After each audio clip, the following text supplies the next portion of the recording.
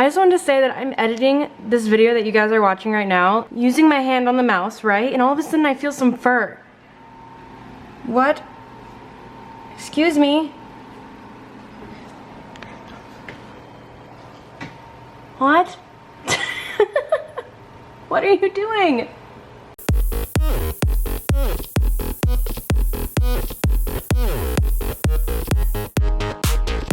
Hello, and welcome back to my channel. So, today we are going to be talking a little more... today we're going to be talking a little bit more about one of the processes of me moving to this new home. And that is how I move aquatic species to this home. Because moving regular reptiles is easy. You just put them in tubs with a little heat mat. You drill a few holes in there so they can breathe. You drive them over here in your car. Bam, they're here. But with aquatic species, it's a little harder because they are in water. Yeah. So sadly, with all the chaos in the move, I did not film the moving of my 150-gallon fish tank. I didn't do it. I have a joint mobility disorder. I don't have the strength to do that, but I don't even think if I had regular mobility that I'd be able to do it. It's too heavy, it's 150 gallons. So I hired a local store called Aquarium Designs, a store that I love so much in San Antonio, to come out and move my fish tank. And they did it, and they did it wonderfully. So if you're looking for how to move a big fish tank on your own, good luck, pal. For my example today for how to move aquatic species, I'm gonna be focusing on my axolotl. I did film the whole moving process for my axolotl, and I did it all myself, so I felt that that would be the best bet to teach you guys how to move aquatic species. Sorry if my hair looks kind of funny. My hair was really greasy. I didn't feel like washing it, so I just threw a wig on. Speaking of wigs, people were very confused in my last video when I showed my wigs. Everyone was like, wait, are you bald? Or close, you know, a question close enough to that.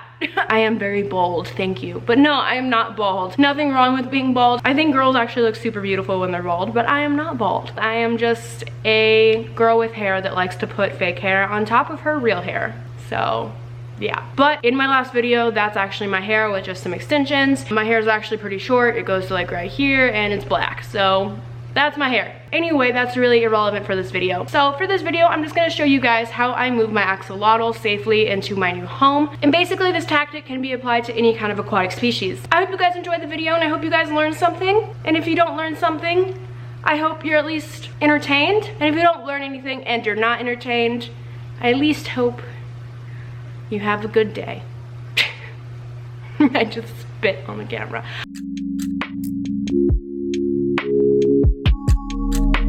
Alright, I'm sorry it's so dark in here. I am in the middle of moving and there's barely any lights that work in this apartment. That one's out. Oh, those are out. One over there is out. The animal room one is out.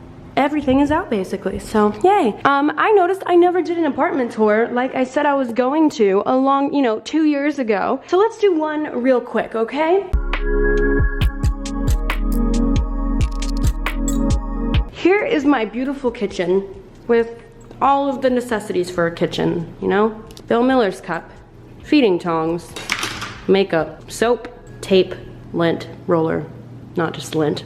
And here is my fridge. All that is in it is some mealworms from Mushu, pack of ketchup, very crucial, and some really old Chipotle guacamole. Good. Here is my animal room. You can see all of my animals. Here we have all of the living animals that I have. Here's the necessities that are in the animal room. Miscellaneous bedding and tile and a styrofoam lid. Animals. Here is the bathroom for my, the guest bathroom. We have cat litter on the floor and that's all you need. And some sand in the sink. Here's a shock vac and here's the living room. As you can see, there's a beautiful TV and a beautiful air mattress that is deflated, and a vacuum, miscellaneous clothes, plungers. Here we have where I work and edit. All my editing supplies are here, such as Lysol and OxyClean, and you can't forget your bar of soap. It's always an important, the mouse. Oh, and a Miley Cyrus t-shirt. Miley Cyrus with ketchup mustard on her face. And here we have the bedroom. The master bedroom. Broom, garbage can, random Avengers doll, and a big red. And yeah, that's the master. And here's the master bathroom. We got not one, but 2 sinks. Here are all my clothes. Christmas tree. Don't know why that's being left here. Where is the Christmas spirit? So I hope you guys enjoyed the apartment tour that I've been promising for 2 years. Yeah, that's my apartment. I love living here. It's the best. One cool thing actually is my backyard was a pool. It's pretty cool. But to be honest, kind of hate this apartment, so that's where we're at. So I am moving today. This is the last of the moving. All my animals are gone, as you can see, except the axolotl. The axolotl is all we have left. I'm about halfway through filling up her transportation bucket, but I'm gonna be telling you how I transport her to the new home because some people don't know how to transport fish and transport other aquatic species. So I'm gonna show you guys how I transport axolotls. Yeah, I'm gonna go back a little bit because I did already film a little bit of footage before I decided to do this lovely house tour. So here we go, let's get started. So I'm gonna put this pump into the axolotl tank and it's going to pump the water out of the axolotl tank into this bucket. It can't be too full because we are gonna be driving and we don't want it to splash everywhere, so I'm just gonna fill it just enough for her to be comfortable. Okay, so yes, we are all of a sudden back in my house. I really quickly have to explain something to you that I for some reason did not explain in the video, which is very crucial, and that is the very beginning of the process and how you move the axolotl. So with an axolotl or any fish, the way you're gonna start first is you're gonna have a bucket, which you're gonna see in my footage, right there, there's my bucket. And what you're going to do is you're going to siphon a good amount of water out of there. Not too much because you don't want it to splash in the car. This is going to be your travel bucket. It could be a paint bucket. You can go to Petco, they sell buckets there. This is going to be your travel bucket basically. Now there are other methods you can use like Tupperware and stuff to put your axolotl in. But this is the method I'm using today, which is just putting her in a bucket to travel. I wanted to put a disclaimer in there and say that there are other ways to do this. I'm not saying this is the only way to move an animal, but if you're gonna go with my way, this is how it's done. I get a bucket, I fill it up about 1/3 of the way. And after it's filled up about that much, that's gonna be the travel water that you're gonna be traveling with your axolotl in. After that, you could safely move your axolotl out of the tank and into the bucket. Again, sorry if it's dark while filming. I barely have any lighting available in this house. Basically, when you're going to grab an axolotl, there's 3 things you can use. You can use a net, you could use your fingers, don't you love my missing fingernail? Or you can use a big cup or something to grab them. Out of all of them, I would least recommend using a net because you can get their gills and limbs trapped in the net and then they will get torn off and damaged. So I find it best to either just grab them with your hands real quick or get a safe like plastic bucket to scoop them out with. Again, I don't think I have any plastic buckets, so I'm going to be using my hands. And of course, you don't want to handle your axolotl on a daily basis, but it's perfectly safe to grab them, to transport them, as long as your hands are clean. So there's no ill effects of just grabbing them for a second and, you know, gently putting them in the tub. You just can't be rough with them and you don't want to like rub all over them, but you can use your hands to transport an axolotl. I'm gonna go ahead and grab her and we'll get this party started. And what you're gonna wanna do is put some kind of aeration in there so he or she has oxygen while traveling, because if your axolotl is just sitting in still water, there's not gonna be any oxygen, which is very important for an axolotl to have oxygen in the water. So what I do is I just move my sponge filter out of her tank and into the bucket that she's gonna be traveling in. I am gonna be grabbing her and moving her into the bucket. So let me see where she is. Digging around for my axolotl. There you are, I found her. I'm all by myself filming this and I have no tripod, so I couldn't have really any way of showing me do this. But I gently grabbed her with both of my hands and as quickly as possible, once I noticed she was not wiggling, picked her up and plopped her into this bucket. I did not squeeze hard, which is why it's important to make sure she's not wiggling, because since I'm not squeezing hard, if she starts to wiggle, she could slide right out of my hands and then we'll have an axolotl, you know, flopping around, potentially getting hurt. When you first grab them, they may wiggle a little bit, so you gotta give them a second and then you pick them up and you grab them, you know, you gently put them into this bucket.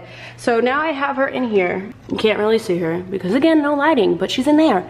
And now I'm going to turn on the bubbler and let her relax in here until it's time to go. And I'm gonna work on draining her tank. The next part really depends on how much water you want to bring with you for the tank. If you do have a lot of extra buckets, you could technically bring all your water with you. Just slowly start draining them into other buckets and putting lids on them. Then you could bring all the water with you and you don't have to worry about starting the cycle over at all. She's saying hello real quick. You technically don't have to worry about that at all if you have a lot of buckets. I personally didn't have a lot of buckets, so I was screwed and I had to start her cycle over. if you are not going to be bringing a lot of water with you, you're going to have to deal with recycling the tank for the next few weeks. So since I only brought so much water with me, the next step was draining the remaining water. So I drained the remaining amount of water into the sink, and then we have an empty tank. Alright, so I drained the tank. I took all of the accessories and enrichment and put them in bags. If they're lightweight, then I'm gonna put them in here. Like, these are just leaves, so they're gonna go in here. Like leaves and vines and stuff. These are heavy, so I don't wanna put them in here because if you're driving and they shift, then it's gonna crack the tank. So any heavyweight stuff you wanna keep out of the tank. So this is when we wanna move all of our supplies. I put them in little grocery bags that I've had saved over the months. I just save my grocery bags if I get plastic bags from the store. Have her in the bucket with the aeration. Now you're going to want to use an aerator that has that is battery operated, so you can travel with it, because obviously you won't have a plug while you're traveling. That is everything, and then you're going to get in the car and you're going to travel over to your next location. In whatever bucket you put the axolotl in, you only want the sponge filter and the axolotl in there, or whatever aeration you're using. You don't want any enrichment in there, because if it is to slide around in the car, you don't want him or her to get hurt, of course. Out of all of the places a bird can poop, thank you, nature. Love you.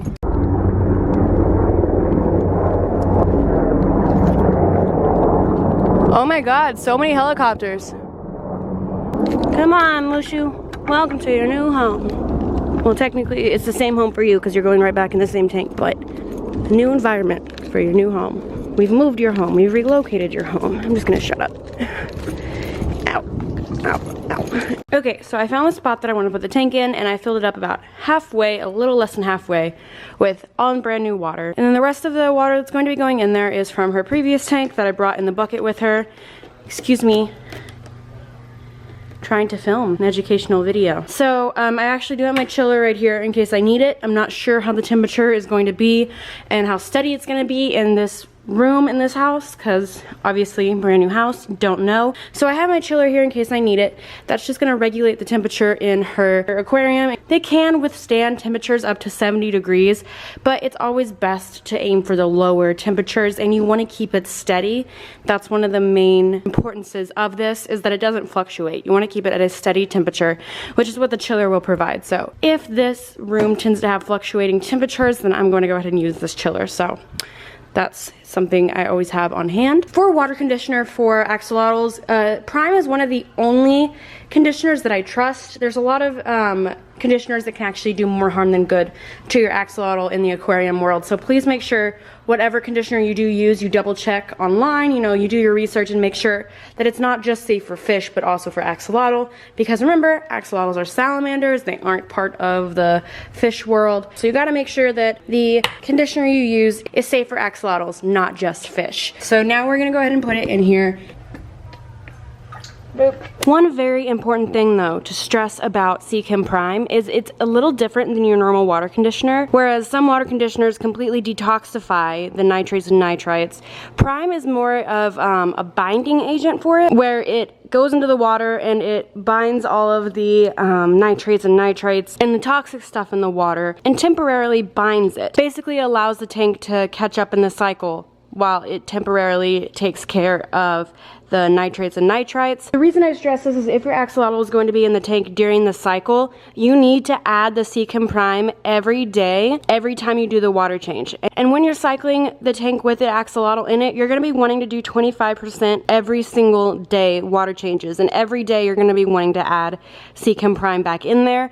Because if you stop using the Seachem Prime during the cycling, after 24 hours, it's going to stop binding all the nitrates and nitrites, and your tank isn't going to be ready to withstand that and take, you know, get rid of the nitrates and nitrites on its own. So the Seachem Prime is going to release it all back in there, and you can seriously cause burns on your axolotl. That's actually something I didn't know in the past, and that is where my axolotl did get burns before, as I was very confused because on the back of the Seachem Prime bottle it says add only every 48 hours, but that is normally talking about in the fish world, not the axolotl world. So I have learned that if you want to, you know, keep your axolotl from getting any ammonia burns, you're going to want to do every 24 hours when you're doing an in-tank cycle, because I'm sure you do not want your axolotl to end up with ammonia burns, and neither do I. So you have to add that Seachem Prime daily, in addition to doing the 25% water change. Just wanted to say that real quick.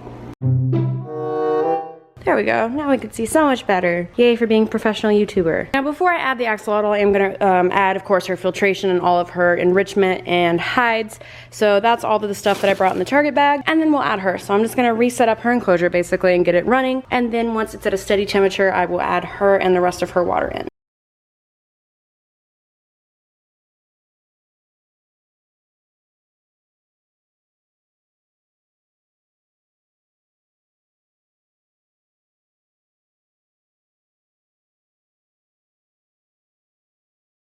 Here we have Mushu, very confused why she's in the tub. We're gonna go ahead and slowly add her water into here and then transfer her into her new aquarium. The reason I'm gonna slowly do it is because I wanna make sure it maintains the same temperature and it doesn't suddenly fluctuate. So that's what we're aiming to do. So before I add Mushu into this aquarium, I am letting her filtration run for a little bit just to get it established. I'm just letting her filter run for a little bit before I put her in there, just to make sure everything's moving and flowing and good before I plop her in there. I did not change out the filtration media during the move because, again, I'm trying to bring over as much bacteria from our old tank into this new tank since we are doing such a big water change. Okay, so I just put the thermometer in and now I'm just waiting to see what the temperature is before I move her in there because I want to make sure it's at a good temperature for her. And like I said, if it just doesn't seem to stay steady, I am going to be adding her chiller, which is out of focus right there, but it's right there. Anyway, I'm gonna give this, you know, about 10 minutes and then come back and see what the temperature is. All right, so it's only starting at 69.5, which is just a little too warm. I want it to be at least a degree lower, you know, preferably, but for the night I'm gonna keep it like this, and then I'm gonna set up my chiller and gradually bring down the temperature. But for now I really want to get her in this enclosure, and I am missing the airline tubing for this, so we're gonna put her in. This is definitely, you know, she can live in this. She's not gonna overheat or anything like that. And these temperatures you want to make sure are, you know, if not the same, very close to being the same, because you don't want to put her into shock and you don't want to put him or her into shock. So you want to make sure the water's the same and that the temperature won't send them into any kind of, you know, shock. So now we're going to transport her into her aquarium, and I'm going to do the same method where I grab her. So I'm going to pick her up and put her in very gently.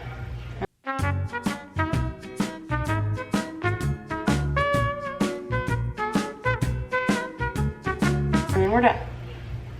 And now we're gonna add the bucket of water that she was in into the tank.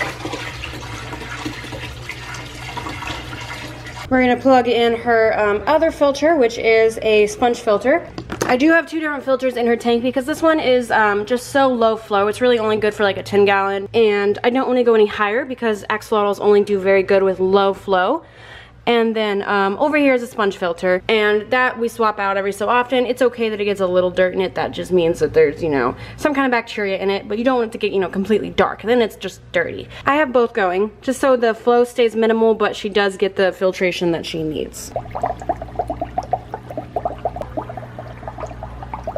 Okay, I don't normally leave the lights on for her, of course, because axolotls do not like light, but I am using it really quick, of course, to show you guys the final setup. So the only time I do use lighting on her is when I'm showing her to people, or, you know, just, well, that's basically it, whenever I'm showing her to people. So that's the only time she gets this light on. Otherwise she likes it in the dark. It's much more calming, and in the river they are native from in Mexico, it is commonly, you know, much more shaded and dark, so that's what they really benefit from, is not extreme lighting. And if you are going to use any kind of lighting, please make sure there's no heat to it. That's just gonna add problems. And I am going to be setting up this chiller because it is just a little too warm for my liking. It's almost 70 degrees in there, and I don't like that.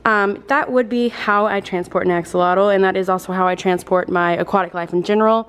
I, you know, drain the tank, I put them in buckets, I bring as much, if it is a bigger tank, like this one over here, for example, I do bring as much of the water as possible, if not almost all of it. I did hire a team to do this one. I didn't do it myself, and they transported all of the water 100%. So I didn't have to worry about redoing the cycle like I am gonna have to worry about on this one, but she is going to be getting 20% water changes every day for about 2 weeks, and that should kick it back into gear where it is, you know, cycling properly on its own after that. So I did get the chiller working before this video ended. It is happily sitting at 66 degrees. She seems so much happier with this temperature. I absolutely recommend that if your tank is sitting at 70 degrees or higher, to absolutely get a chiller. It is life-changing for the axolotl. My old house always set the tank at about 68 degrees.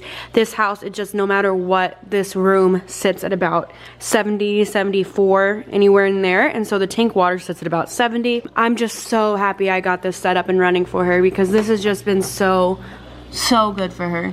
Also, super happy to announce from my last video a few days ago, this room is clean now. Look at this. It is amazing. Oh gosh. One of my hedgehogs is over here. Over here we have all this. Everything's just going so great up here. So I'm super happy with this new beautiful room. I love everything I get to do with it. If you guys didn't know from this last video, there actually is an upstairs area over here that has its own bathroom for everything I need to do with the pets.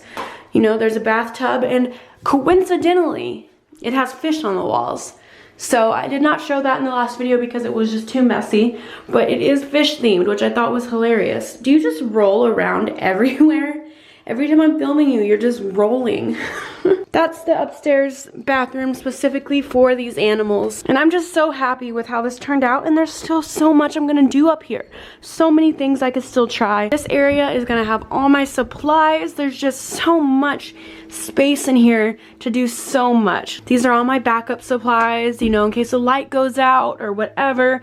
You always wanna come prepared. All of my bedding goes on over here. Just, I never want to be out of anything. So that's a little quick thing I wanted to show you guys, my snake scale, so I can weigh my babies. Quick little thing I was going to show you guys is this little room back here that I didn't really show in my last video. And you're on the ground again.